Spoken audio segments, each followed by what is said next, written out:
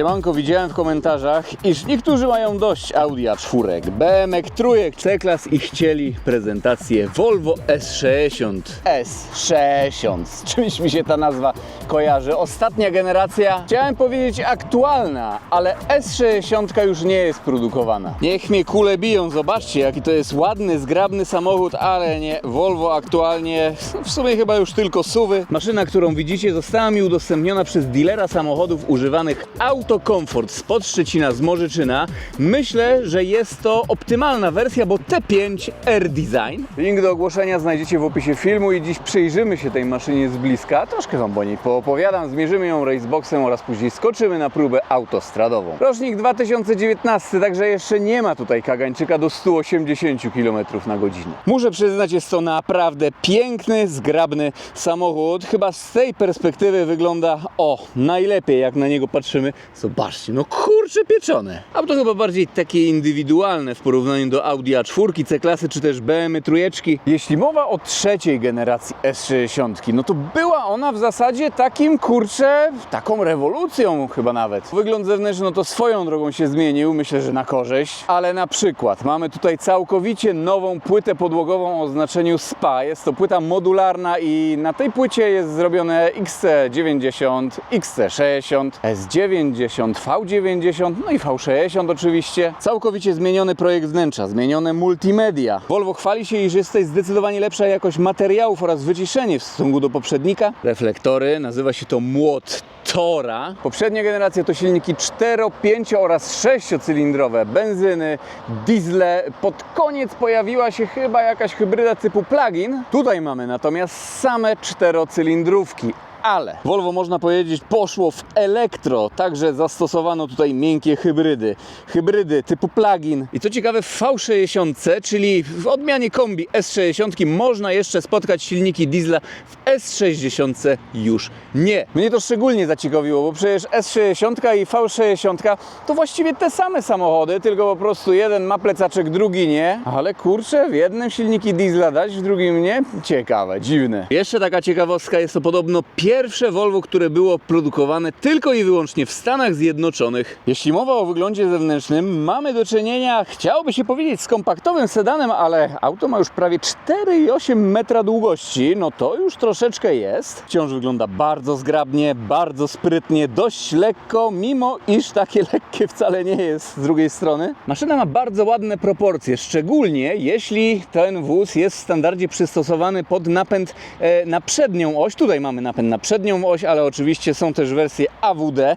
ale zobaczcie na przykład na błotnik, jaka tutaj jest odległość od drzwi do koła. W przednionapędowych auta jest to dość mało spotykane. To jest raczej charakterystyczne dla tylnonapędówek.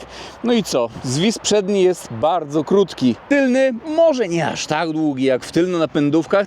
Koło po prostu jest troszeczkę jakby przesunięte do tyłu. No jakoś nie wiem, patrząc na ten samochód zwróciłem na to uwagę. Nie wiem, czy tylko ja, czy wy też możecie podzielić się tym w komentarzu. Oczywiście na bryle tego samochodu znajdziemy pełno cech stylistycznych, które mówią nam, iż patrzymy właśnie na samochód marki Volvo. Czy to reflektory, grill charakterystyczny zresztą, proszę. No pakiet R-Design zdecydowanie dodaje tutaj smaku. Bardzo dużo mamy tutaj elementów polakierowanych w czarny połysk. Spójrzcie tak z bliska w detalu, jak to jest. W dolnym wlocie są klapki, ale ten wlot jest prawdziwy.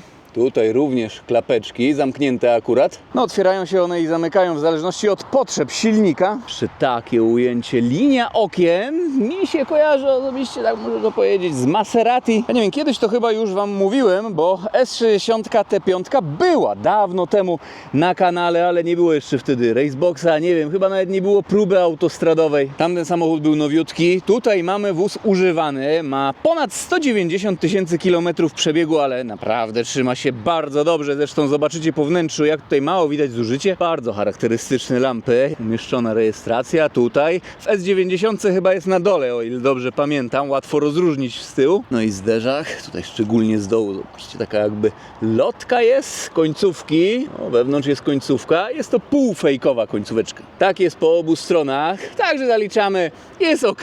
S60 weszła na rynek w 2018 roku. Ten egzemplarz 2019 rocznik. Ja nie mogę. ten model jakby pokłócił się z kalendarzem chyba, bo w ogóle po nim nie widać rad. Niedługo to już będzie, no dyszka strzeli. W ogóle tego nie widać po tym samochodzie. Bagażnik, no nie jest aż tak duży, bo 427 litrów. Wiecie, no każdy samochód ma swoje wady oraz zalety. Czekajcie, tutaj moje jakieś tobołki, moje graty. Tutaj idzie ta podłoga tak jakby wyżej. Dostęp do bagażnika bardzo spoko, duży otwór. Ramiona chowają się pod tapicerkę, no ale tylko no te 427 litrów. No tak można na to krzywo patrzeć. No i tutaj jeszcze jest przestrzeń. Zamykamy. Klapa nie jest elektryczna, ale chyba jak tutaj wciśniemy ten przycisk i gdy zamkniemy klapę, to auto się zamknie. Kamera cofania, chromowane emblematy, ale tutaj już ramki wokół okien są czarne w połysku. Volvo, marka premium, chociaż niektórzy nie zgodzą się ze mną, ale w rankingach jest ten wóz odhaczony jako premium i boczek drzwiowy, tutaj miękko, ten panel jest twardy, klameczka. Wszędzie właściwie jest miękko, tutaj proszę bardzo, taka tkaninka, skóra jest bardzo, bardzo miękko i tutaj też miękko, schowek, cały boczek drzwiowy jest miękki. Jest premium, kanapa, jaka w ogóle sofa, kulturalnie, ale tak dość tradycyjnie, klasycznie to wygląda, to jest w sumie takie charakterystyczne chyba dla Volvo, jakoś to mi się kojarzy. Zagłówki można sobie składać jak w Mercedesie z przycisku, znaczy musimy wejść sobie w multimedia i przycisnąć, ale jeden sobie rozłożyłem, takie inne trochę zagłóweczki, Volvo. Zagłówki przednie również inaczej, nie są one nawet regulowane, ale tutaj nawet z tyłu jest skóra, całe jest w skórze. Wiele osób powie, że trzeba sobie dobrze wyregulować zagłówek, by było bezpiecznie i to jest racja, jednak w Volvo nie trzeba nic tutaj robić, zawsze będzie bezpiecznie. Jak na segment D jest bardzo dobrze, mieszczę się tutaj sam za sobą, tak ledwo, ale mieszczę się. Więcej będzie miejsca niż w C-klasie, niż w A4, niż w trójce BMW. Na głowę oczywiście trochę dotykam tutaj włosami o podsufitkę, ale ogólnie, kurczę, no segment D. Nawiewów nie ma po środku, znajdziemy je po boku. W ogóle jakiś napisik, aha, off, ok. Czarna podsufitka, czarne słupki, tutaj jest materiał. Podsufitka może nie jest to jakaś alcantara, ale wszystko to wygląda spoko. Boże święty, ten samochód ma prawie 200 000 kilometrów. Zobaczcie, jak to wygląda. Zresztą fotel za chwilkę wam pokażę.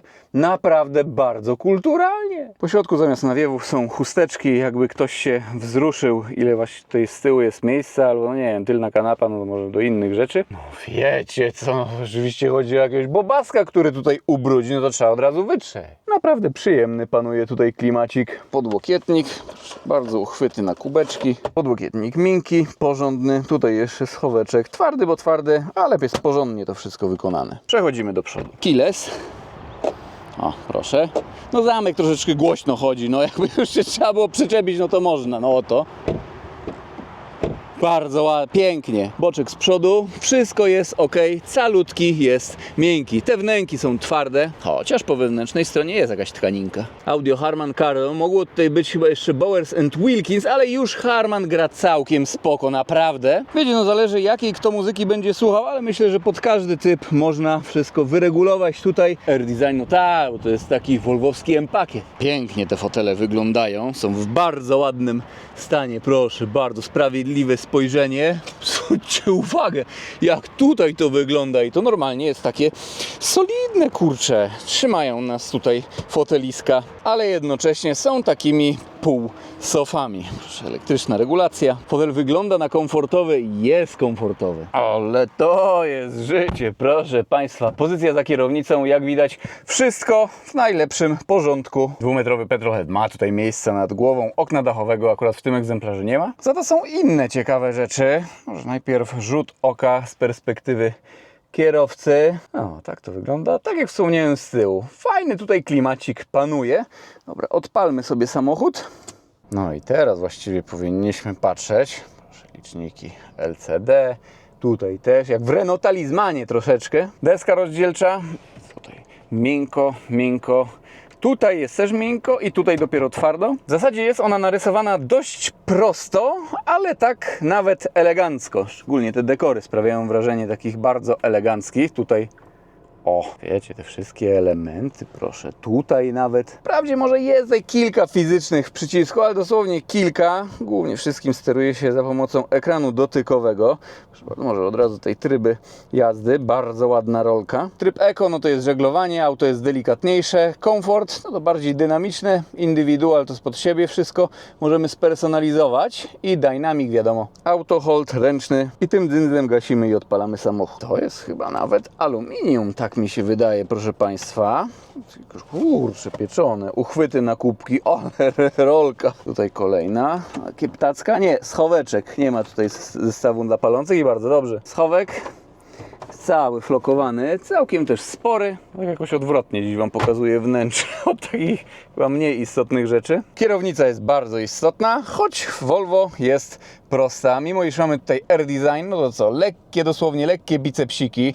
Gładka skórka, nie ma podcięcia. Tutaj delikatne tylko zaznaczenie. Przyciski, wygląda to trochę jak haptyka, ale to są normalne przyciski. Tempomat mamy tutaj aktywny z radarem i generalnie jest sporo systemów wspomagających jazdę. Można powiedzieć, taka półautonomiczna jazda tutaj jest zaoferowania. Liczniki, spójrzcie tutaj w ten narożnik. O, speed limiter, adaptive cruise control i pilot assist. Ale możemy sobie wejść w menu i w ogóle wyłączyć nawet tempomat aktywny i mieć tradycyjny tempomat. Są osoby, które nie lubią jeździć na aktywnym tempomacie, także jest to dla nich fajna opcja z pewnością. Liczniki LCD, co my tutaj możemy spersonalizować? Już Wam pokazuję. Wejdę sobie tutaj w ustawienia My Car, wyświetlacz kierowcy, kompozycję wyświetlacza. Tutaj jest normalny albo wyrazisty, no to wiadomo, tutaj normalny będzie zdecydowanie bardziej atrakcyjnie wyglądał. Tutaj mamy zaznaczone Performance i na czerwono wszystko jest. Chrome Rings teraz będzie. O, proszę bardzo. Minimalistic i Glass. I tutaj na środku też możemy sobie zmieniać, co nam ma wyświetlać. Która teraz jest mapa. Nie no, damy na performance. Auto ma 250 koni. Zegary zaprogramowane są tak, by wyglądały tradycyjnie. Proszę, tutaj jeszcze na dole mamy podróż, komputer pokładowy, media, telefon, nawigacja. No i właśnie po tej stronie sterowanie tempomatem, tak jak widzieliście. Jeszcze szybko system multimedialny. Jest to w zasadzie tak jak taki stary tablet. Proszę, nawet tutaj jest ten przycisk, żeby sobie powrócić do wszystkiego. Klimatyzacja automatyczna, dwustrefowa. Jest tutaj nawet regulacja postojowa. Z tego co widzę, no jest normalnie ogrzewanie postojowe. No panie, no Volvo, w sumie to pasuje do Volvo. No i to jest nasz główny taki widok. Tutaj schodzimy. No to są ustawienia. Jeszcze w jedną rzecz chciałem Wam tutaj wejść, pokazać. Indywidualny tryb jazdy. Zobaczcie, ile tutaj rzeczy jest do zmiany. I tu są takie skróty, jakby, no nie wiem. Radio, tutaj telefon, tutaj zużycie paliwa. Jak widzicie, teraz auto stoi, no to jest po prostu troszkę wyższe, ale możemy tutaj zmieścić się nawet w 6 litrach, jak będziemy jechać krajówkami. Proszę bardzo, tutaj mapka. Czekajcie, możemy sobie odsunąć. No, powiedzmy, lekki tutaj lag niestety jest. Proszę bardzo. No ładnie to wszystko wygląda. Jak włączymy sobie nawigację, no to będzie nam chodziła ona ok. Tylko teraz, jak tak nagle sobie chcę coś zrobić, no to trzeba już poczekać chwileczkę. I tutaj jeszcze w bok idziemy. No to wszystkie opcje, jakie mamy, możemy sobie włączyć, wyłączyć. Proszę, składanie zagłówka, przycisnę. Zwróćcie uwagę. Auto pokazuje ograniczenia prędkości, ale też radary. Dzisiaj widziałem aktywne światła doświetlające. Tempomat, to jest właśnie to. Teraz przejdziemy w drugi bok. No tutaj jeszcze takie bajery. Android Auto i Apple CarPlay są. Generalnie do tego systemu multimedialnego trzeba się troszeczkę przyzwyczaić, ale myślę, że jakbym tydzień sobie tym autem pojeździł, byłoby raczej ok. No w wagu będzie prościej. To będzie ok. Gasimy i zajrzymy jeszcze pod maskę. Nie w tą stronę. Też w tą. Pod maską, jak w każdej S60 tej generacji, 2-litrowa 4-cylindróweczka. W tym przypadku benzynowa, ale bodajże, jak dobrze pamiętam, nie sprawdzałem tego, ale chyba głowice diesla i benzyny są w słupkach tutaj w Volvo te same, w 2-litrówkach. Nie wiem, możecie poprawić mnie w komentarzu. 250 koni mechanicznych i 350 Nm. Zużycie paliwa zależy, jak będziemy jeździć. Czy będziemy używać systemu start-stop, trybu żeglowania. Ja tutaj jechałem, no to miałem niecałe 7 litrów, takie prędkości od 90 do 120 km na godzinę. Miasto, myślę, że w dyszce bym się tutaj zmieścił, jednak wszystko zależy od stylu jazdy. No widziałem komentarze, że te Volvo potrafią troszeczkę spalić, ale według mnie, no jak się umiejętnie będzie jeździć, no to będzie ok. No jak ktoś robi szybsze trasy, takie po 160-180 km na godzinę, no to wtedy dieselka warto chyba rozpatrzeć. Napęd naprzód, automatyczna 8-stopniowa skrzynia biegów, Geartronic, taka nazwa, a tak naprawdę jest to chyba Aisin, chyba tak na 99% chyba Aisin. 1677 kg maszyna waży, zamykamy maskę i osiągi. Przyspieszenie do pierwszej setki, producent deklaruje 6,5 sekundy. No zobaczcie, ile mi tutaj wyszło, ale kurczę, jeśli chodzi o te nowsze generacje, to rzadko kiedy jakoś udaje mi się deklarowany czas do setki osiągnąć. Nie wiem, czemu tak jest.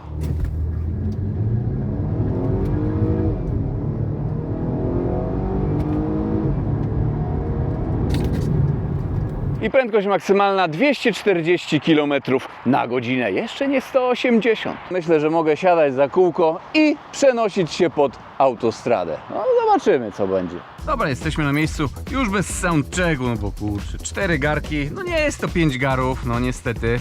Kiedyś były 5-cylindrowe Volvo benzynowe, ładnie brzmiały, teraz no to już, no czekajcie, ściszymy sobie. Chciałem wam tutaj pochwalić się zużyciem paliwa, jakie osiągnąłem. Jechałem mniej więcej od 110 do 140 km na godzinę pod wiatr, ale też z wyjazdem z miejsca, w którym kręciłem, też tutaj zjazdem, zaparkowaniem. Przez Kołbaskowo trzeba było zwolnić, bo tam rękaw. 46 km zrobione w 27 minut, 7,3 litra zużytko. Jechałem w trybie ekonomicznym, ale jakoś nie spinałem się nad wynikiem, żeby nad jazdą, żeby był wynik dobry. Tryb Dynamic dla potwierdzenia i możemy startować.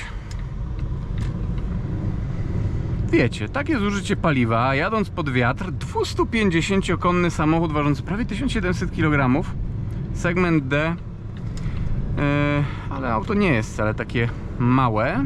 Ma tutaj wiele barierów, o których już wam nie mówiłem, no bo na przykład podgrzewana przednia szyba, normalnie włókna tutaj są, czy hak jest, tylko chowany elegancko, oryginalnie. I co? I dobra, teraz będziemy jechać pod wiatr, niech nas Passacior tylko wyprzedzi i deptamy.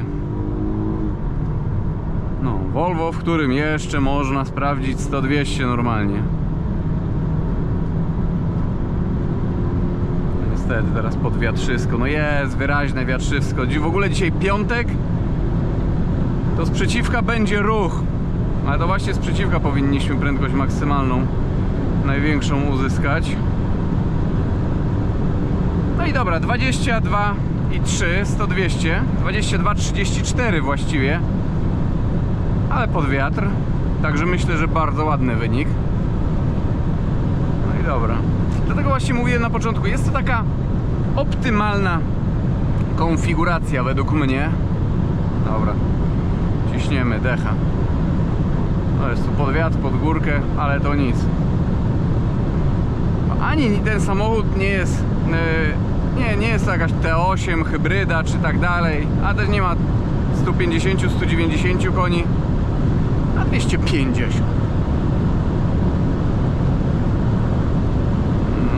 Proszę bardzo. Ty, no pod wiatr. No teraz troszeczkę z górki.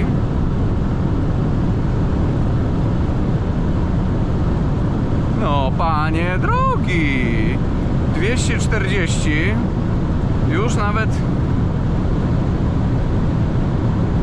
ponad, no 242 już było, hamujemy. Teraz będzie pod górę. O kurczę, prawie 250 według prędkościomierza. To mi się podoba. Auto bardzo fajnie, pewnie się prowadzi.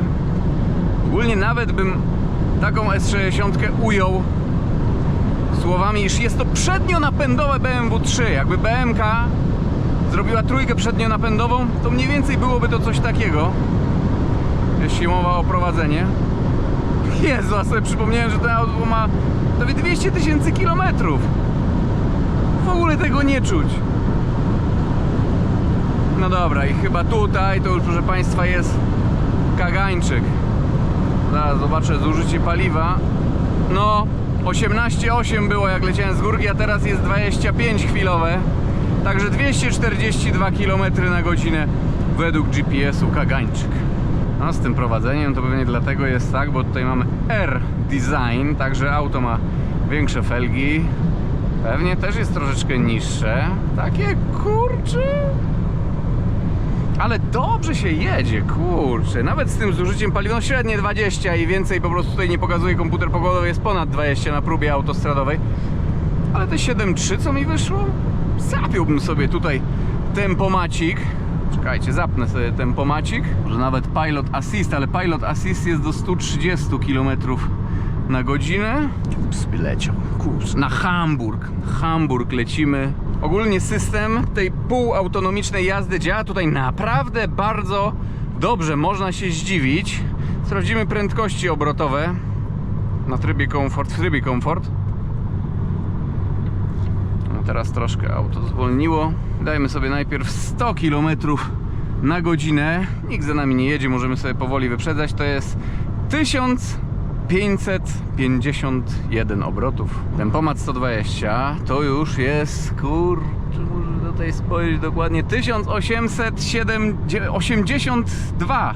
I dajmy sobie Adaptive Cruise Control i 140 km na godzinę. Wybaczcie, że tak tutaj tańcuję, ale kamera to przy 140 jest 2183. Wiecie co? Szkoda, że nie można tutaj sobie włączyć radio teraz jak nagrywam, bo naprawdę gra bardzo, bardzo fajnie. O, ale kurczę już. Prawa autorskie, ojejku, takie są restrykcje straszne, że masakra. No soundcheck zrobimy, bo wypada.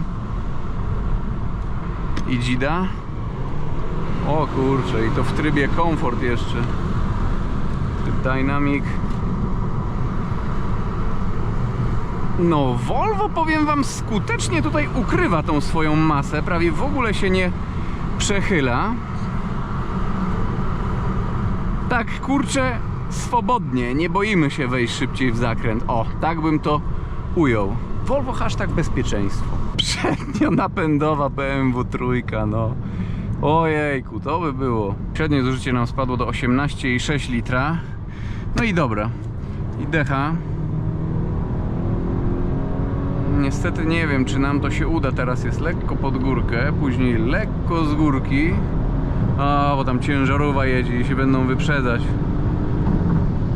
No, zobaczymy. Kurczę, chyba się nawet uda, no. 19,09. Proszę bardzo. No. Ty, 250 koni mechanicznej, prawie 1700 kg.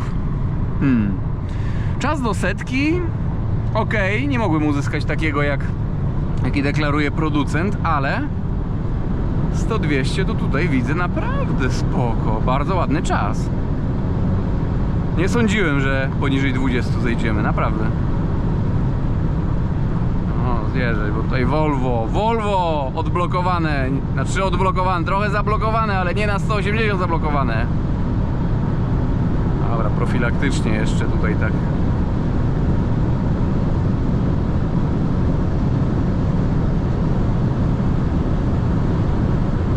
No, pewna jazda, fajny samochód. Ja pierniczę. No, spodobała mi się S60.